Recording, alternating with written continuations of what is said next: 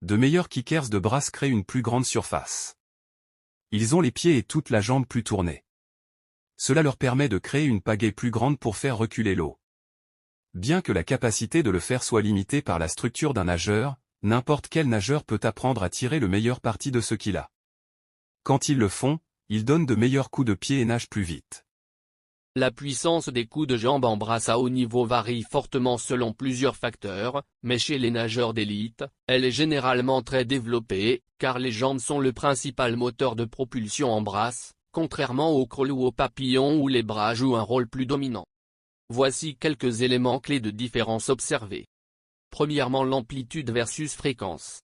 Certains nageurs misent sur une grande amplitude de mouvement, générant une poussée puissante mais avec une fréquence de coups de pied plus basse.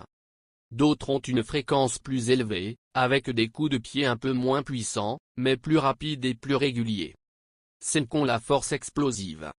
Les meilleurs brasseurs ont une force explosive exceptionnelle dans les ischio-jambiers, adducteurs, fessiers, et mollets, leur permettant de délivrer un coup de pied fouetté très rapide et puissant.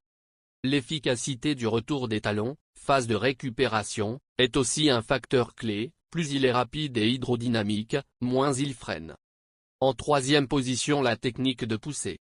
Les nageurs les plus puissants utilisent bien le snap final, c'est-à-dire la phase terminale du coup de pied où les pieds claquent ensemble, créant une poussée nette.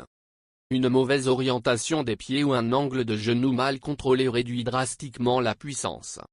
Et enfin, l'analyse de la puissance, disons les données chiffrées. Des études montrent que chez les nageurs de haut niveau, la poussée peut atteindre entre 100 et 150 Newton pour un coup de pied, voire plus selon le gabarit et la technique.